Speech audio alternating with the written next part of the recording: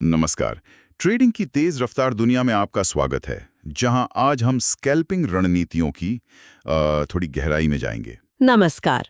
हमारे पास कुछ दिलचस्प नोट्स हैं और अंदरूनी जानकारी भी है जो दिखाती है कि प्रोफेशनल ट्रेडिंग फर्म्स असल में कैसे काम करती हैं। हाँ, ये देखना काफी दिलचस्प होगा। आज हमारा मकसद है स्कैल्पिंग के पीछे के कुछ खास आइडियाज और शायद दो ऐसे तरीकों को समझना जो ट्रेडिंग में काम आ सकते हैं। बिल्कुल। और ये भी कि कैसे इन्हें अनुशासन से इस्तेमाल किया जा सकता है।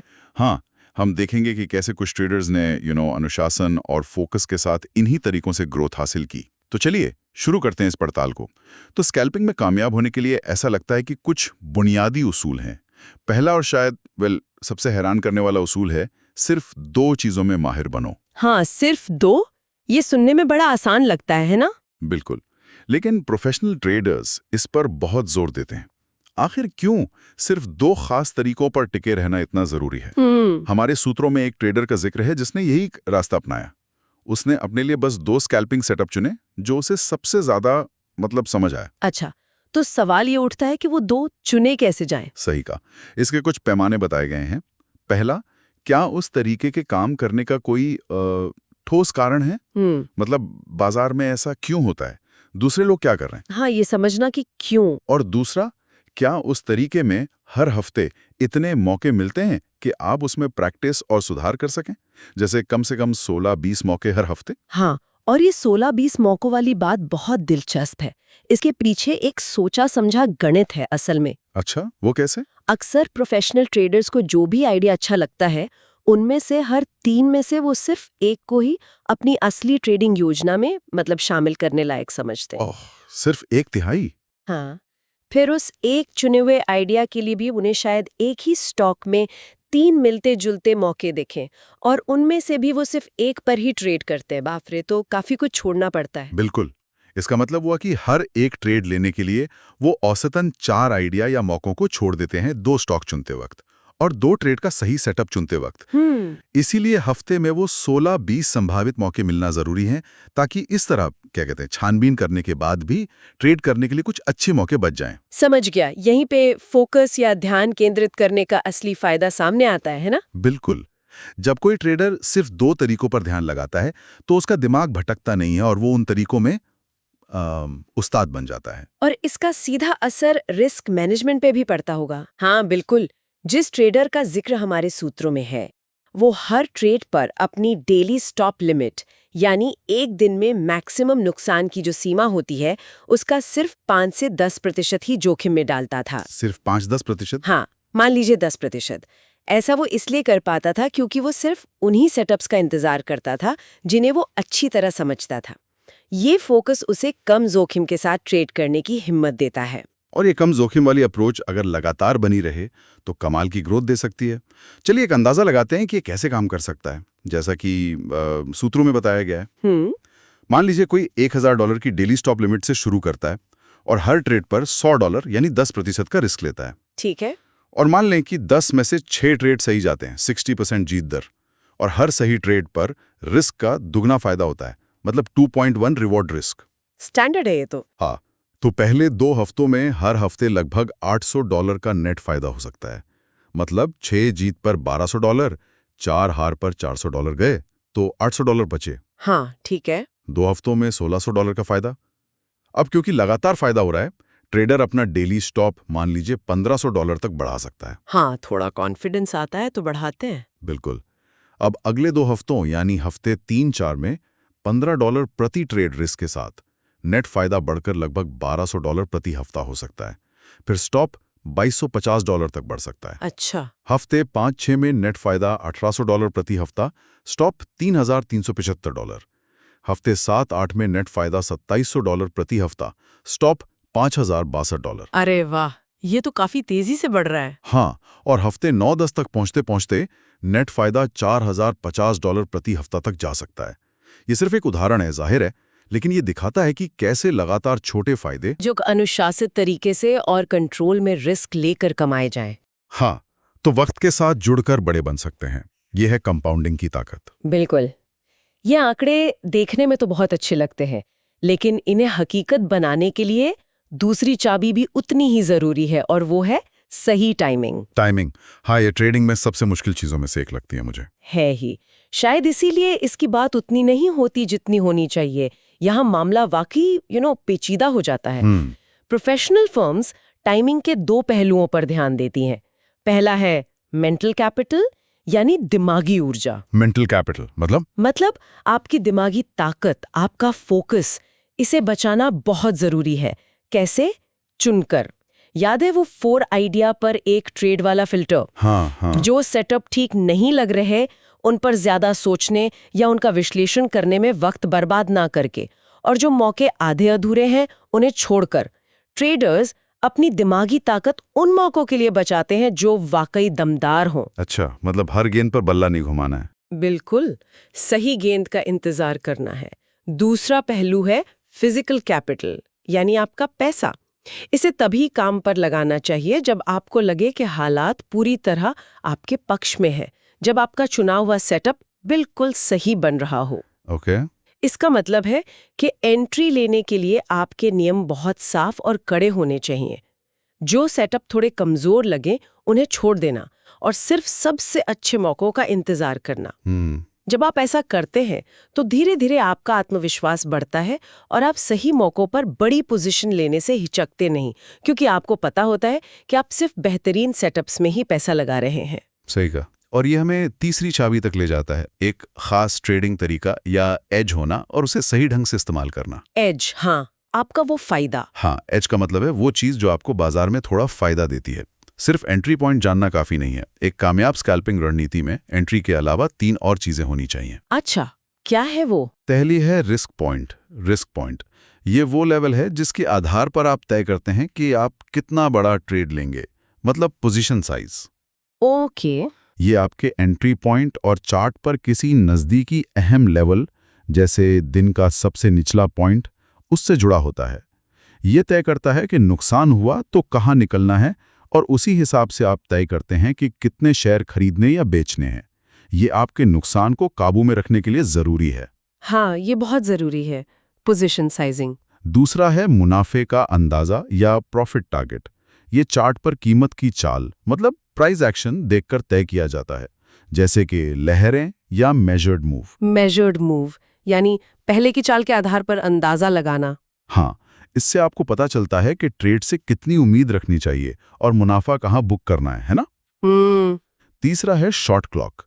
ये एक तरह की समय सीमा है जो आप ट्रेड के पूरा होने के लिए तय करते हैं। शॉट क्लॉक बास्केटबॉल जैसा? ट्रेड उम्मीद के मुताबिक समय पर काम नहीं कर रहा तो आप जल्दी से अपना रिस्क कम कर सकते हैं या थोड़ा मुनाफा लेकर निकल सकते हैं। ये दिलचस्प है, टाइम का एलिमेंट लाना। बिल्कुल। चलिए, अब इन आइडियाज को 2 खास स्कैल्पिंग रणनीतियों के जरिए समझते हैं जो हमारे सूत्रों में बताई गई हैं। पहली है बेलिस स्कैल्प। बेलिस स्कैल्प। तो इसका सेटअप क्या है?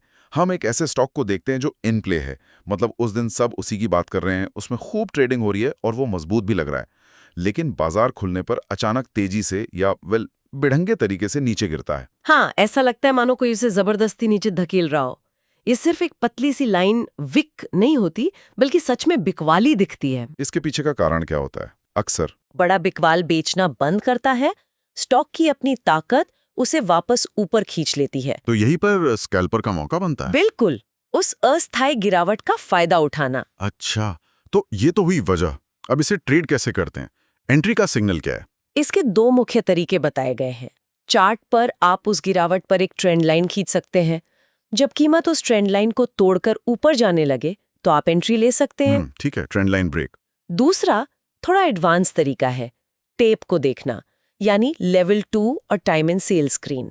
यहाँ आप उस बड़े बिकवाल के ऑर्डर्स को हटते हुए देखते हैं और जैसे ही वो हटता है आप एंट्री लेते हैं। ओह, ये तो ज्यादा बारीक हो गया।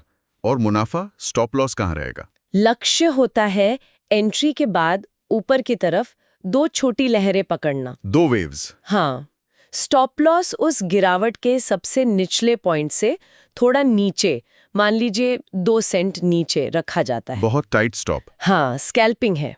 मुनाफा लेने का तरीका ये हो सकता है कि पहली लहर ऊपर जाने पर आधी पोजीशन बेच दी और दूसरी लहर पर बाकी आधी।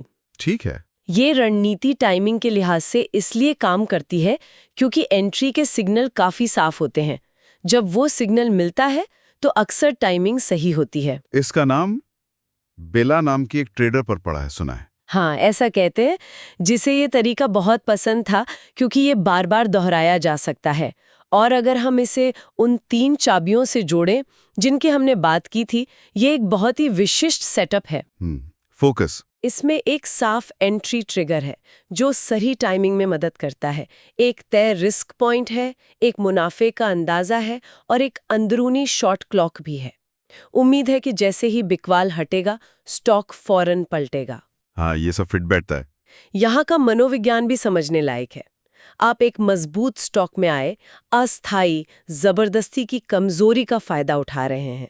ये दिखाता है कि कैसे बाजार की छोटी-मोटी गड़बड़ियों, मतलब इनएफिशिएंसीज से भी पैसा कमाया जा सकता है, अगर पता हो कि क्या देखना है। ठीक है, ये तो हुआ बुलिश स्कैल्प।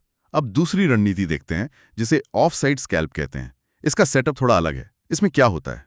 हाँ, ऑफ साइड स्कैल्प।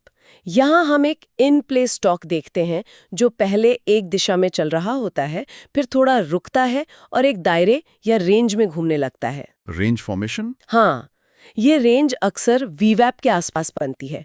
वीवैप यानी वॉल्यूम वेटेड एवरेज प्राइस। ये एक तरह से दिन का संतुलन बिंदु माना जाता है। अच्छा। इस सेटअप की पहचान ये है कि रेंज साफ दिखनी चाहिए, जिसमें कम से कम 2 बार कीमत ऊपर के लेवल को छूकर और 2 बार नीचे के लेवल को छूकर वापस आई हो। मतलब एक एस्टैब्लिश्ड रेंज। 2 टच ऊपर, 2 टच नीचे, समझ गया। तो रेंज बन गई। अब एंट्री कहाँ लेनी है? यहीं पर थोड़ी होशियारी दिखानी होती है। मान लीजिए ऐसा लगता है कि स्टॉक रेंज को तोड़कर ऊपर जाने वाला है। ब्रेकआउट? हाँ, ब्रेकआउट की उम्मीद। बहुत से लोग इसी उम्मीद में खरीद लेते हैं। हाँ, लेकिन अगर वो ब्रेकआउट फेल हो जाए और कीमत वापस रेंज में आ जाए। Failed breakout. हाँ, और उसके बाद बिकवाल धीरे धीरे लेकिन लगातार हावी होने लगे और कीमत को रेंज के निचले हिस्से की तरफ धकेलें और फिर रेंज नीचे की तरफ टूट जाए, तब हम शॉर्ट करते हैं। अच्छा, तो ये उन लोगों के फंसने का फायदा उठाता है जिन्होंने ऊपर जाने पर खरीदा था। बिल्कुल, वही तो इसका नाम है ऑफसाइड स्कैल्प। जिन ट्रेडर्स ने ऊपर के ब्रेकआउट पर लॉन्ग किया था, वो अब ऑफ साइड यानी गलत साइड पर फंस गए हैं। जब रेंज नीचे टूटती है तो उन्हें अपना नुकसान कम करने के लिए बेचना पड़ता है। उनके बेचने से गिरावट और तेज हो जाती है और शॉर्ट करने वाले स्कैल्पर को फायदा होता है। समझ गया।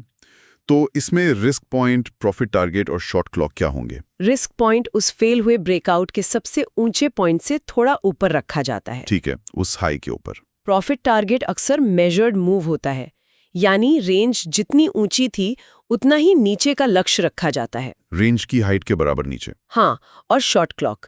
उम्मीद ये होती है कि ये ट्रेड जल्दी काम करेगा क्योंकि फंसे हुए लॉन्ग ट्रेडर्स ज्यादा देर इंतजार नहीं करेंगे। अंदाजन जितनी देर रेंज बनने में लगी, उसके आधे समय में ये ट्रेड अपना लक्ष्य हासिल कर सकता है। अच्छा, टाइम का भी अंदाजा है। हाँ, हम देखना चाहते हैं कि बिकवाल लगातार हावी रहें। फिर से इसे उन 3 चाबियों से जोड़ते हैं। ये एक विशिष्ट सेटअप है। रेंज का फेल होना, एक साफ एंट्री है, फेल होने पर रिएक्शन प्लस रेंज का नीचे टूटना, एक तय रिस्क पॉइंट है, एक मुनाफे का अंदाजा है और एक अंदाजन शॉर्ट क्लॉक है। यहाँ का मनोविज्ञान भी दिलचस्प है। आप उन ट्रेडर्स का फायदा उठा रहे हैं जो एक पैटर्न के फेल होने पर फंस गए।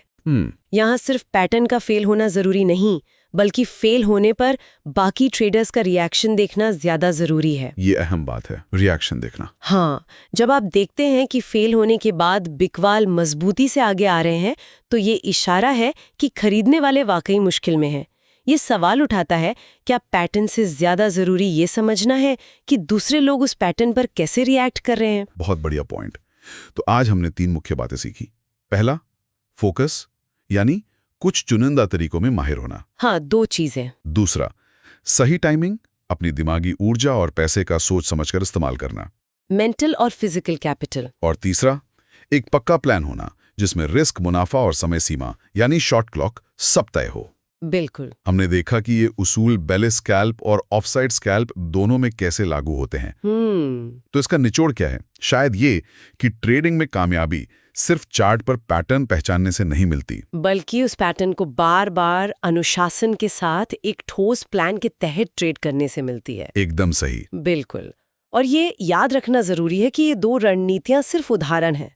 असली चीज है वो सिद्धांत, फोकस, टाइमिंग और एक परिभाषित एज। ये सिद्धांत किसी भी कामयाब ट्रेडिंग अप्रोच में काम आ सकते हैं। कुंजी ये है कि आप वो तरीका ढूंढें जो आपके लिए काम करता है और फिर उसे कड़ाई से और अनुशासन के साथ लागू करें। सही है। अलग अलग रणनीतियों में ट्रेड को मैनेज करने के लिए शॉर्ट क्लॉक का आइडिया खास तौर पे मददगार हो सकता है। ये आपको यथार्थवादी उम्मीदें रखने और अगर ट्रेड सही नहीं जा रहा तो जल्दी फैसला लेने में मदद करता है। अगर हम इससे बड़ी तस्वीर में देखें तो ये सिर्फ सही ट्रेड चुनने के बारे में नहीं है, बल्कि ये चुनने के बारे में है कि आप अपनी सीमित दिमागी ऊर्जा और पूंजी को कहाँ लगाएंगे। ये एक तरह से फिल्टर करने का हुनर है। बहुत खूब। तो आज हमने प्रोफेशनल ट्रेडिंग की दुनिया की एक झलक देखी, जिसमें अनुशासन, फोकस और रिस्क मैनेजमेंट पर जोर दिया गया। उम्मीद है कि इस चर्चा से स्कैल्पिंग और कामयाब ट्रेडिंग के उसूलों पर कुछ नई रोशनी पड़ी होगी। और जाते जाते सोचने के लिए एक सवाल छोड़ जाती हूँ, सिर्फ पैटर्न सीखने के अलावा कामयाब ट्रेडिंग का कितना हिस्सा असल में चुनने की कला में महारत हासिल करने पर निर्भर करता है? चुनने की कला? हाँ, यानी इतने सारे मौकों में से उन चंद मौकों को ध्यान से चुनना जिनमें आप अपनी पूंजी और दिमागी ऊर्जा लगाना चाहेंगे। जानकारी को इस तरह फिल्टर करने और प्राथमिकता देने का ये हुनर क्या ट्रेडिंग के बाहर जिंदगी के दूसरे हिस्सों में भी काम आ सकता है? सोचिएगा जरूर। नमस्ते दोस्तों। स्टॉक मार्केट में पैसा बनाना कोई मैजिक नहीं है। बस सही नॉलेज, सही गाइडेंस और राइट माइंडसेट चाहिए। अगर आप भी सीखना चाहते हो कैसे ट्रेडिंग से रेगुलर प्रॉफिट कमा सकते हो, तो अब वक्त आ गया है अपना जर्नी स्टार्ट करने का। यहां आप सीखेंगे stock market basics, swing and intraday trading strategies, option trading secrets, risk and money management trading psychology, और सब कुछ हिंदी में इजी एग्जाम्पल्स के साथ। चाहे आप बिगिनर हो या एक्सपीरियंस ट्रेडर, ये ट्रेनिंग आपको स्टेप बाय स्टेप ले जाएगी बिगिनर से एक्सपर्ट तक। मार्केट हर दिन मौका देती है, लेकिन बिना नॉलेज के वो मौका रिस्क बन जाता है। तो अब सीखो, समझो और अपना ट्रेडिंग गेम स्ट्रांग बनाओ। Want to learn stock market trading in a simple, practical and profitable way?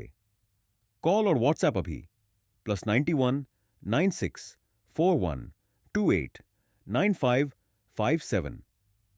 Limited seats, unlimited learning. Trading सीखो, अर्निंग बढ़ाओ, बिकॉज स्मार्ट लॉक सिर्फ काम नहीं करते, वो मार्केट को काम करवाते हैं। Learn stock market trading, beginners to pro traders.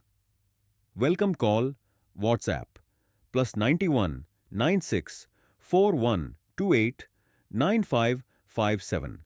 अगर वीडियो पसंद आया हो तो लाइक करें, कमेंट में अपनी राय दें और सब्सक्राइब करना ना भूलें। आपके एक लाइक से हमें मिलता है मोटिवेशन, तो जरूर लाइक करें और शेयर करें अपने दोस्तों के साथ। अभी सब्सक्राइब करें ताकि अगली अपडेट आप सबसे पहले देख सकें। वीडियो अच्छा लगा हो तो नीचे कमेंट करें। आपका फीडबैक हमारे लिए गोल्ड है। सपोर्ट करें चैनल को, लाइक करें, शेयर करें और बेल आइकॉन दबाना मत भूलिए।